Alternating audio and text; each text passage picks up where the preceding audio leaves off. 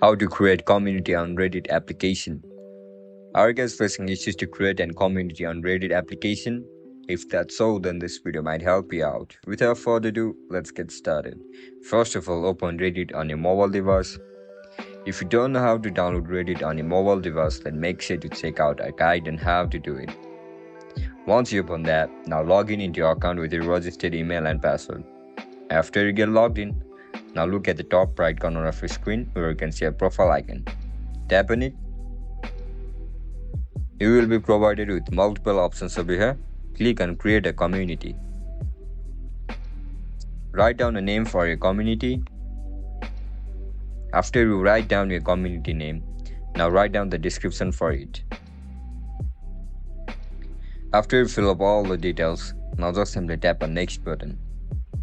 If you want to make your community private, then just select private. If you want it public, then select public. Now tap on create. And that's it, guys. That's how we're going to create community on Reddit application. If you guys found this video helpful, don't forget to like, share and subscribe to our channel. I'll catch you up in the next one. Bye bye.